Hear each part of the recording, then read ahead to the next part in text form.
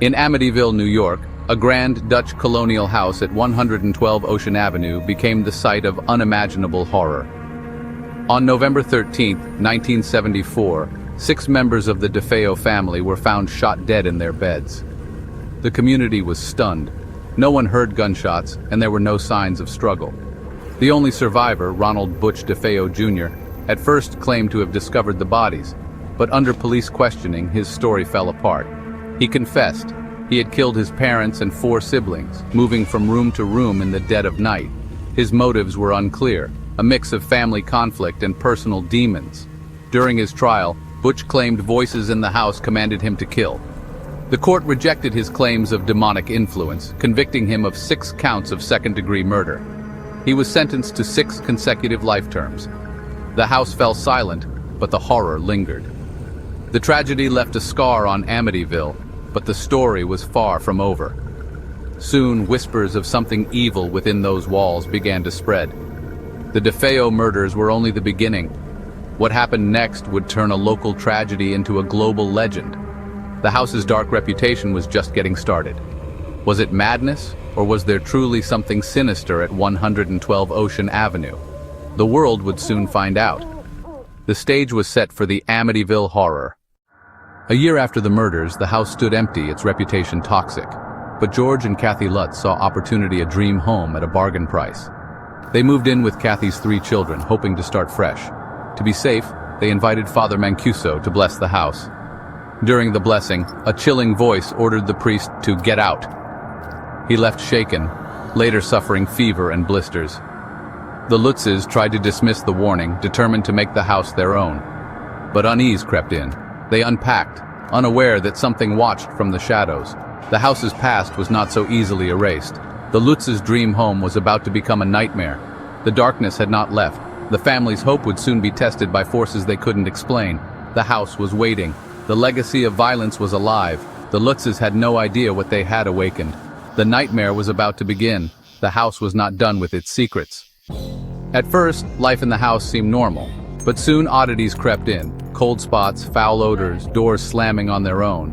George Lutz changed withdrawn, irritable, obsessed with the fireplace, always cold. He woke nightly at 3:15 a.m., the time of the DeFeo murders. The house seemed to sap his strength and sanity. The children weren't spared. Kathy's daughter Missy spoke to an imaginary friend named Jody, a pig-like creature with glowing red eyes.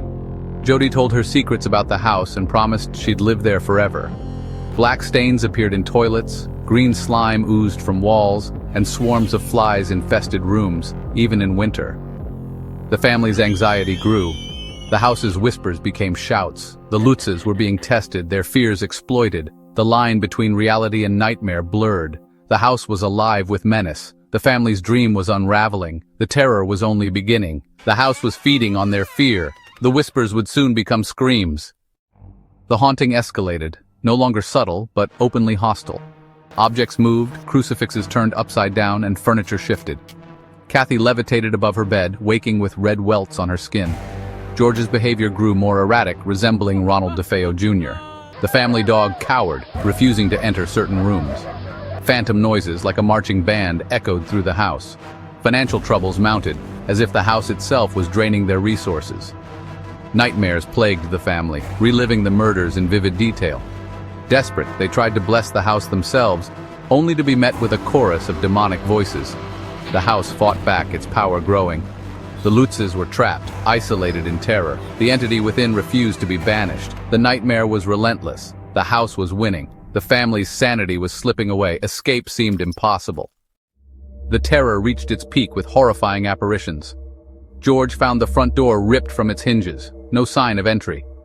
Kathy saw glowing red eyes in the hallway. The children's encounters grew more terrifying. A hooded figure appeared in their bedroom doorway, radiating evil. George watched Kathy's face transform into a haggard old woman, then return to normal. Reality and nightmare became indistinguishable. The house's power was undeniable.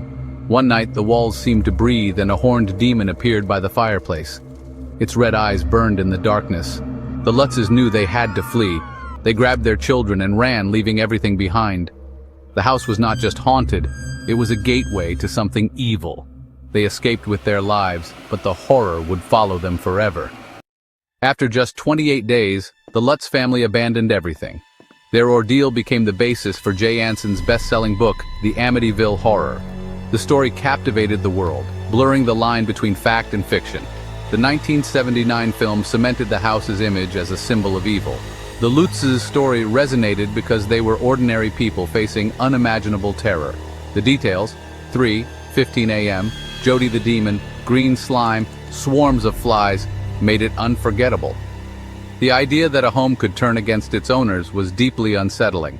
The Amityville Horror became a modern legend.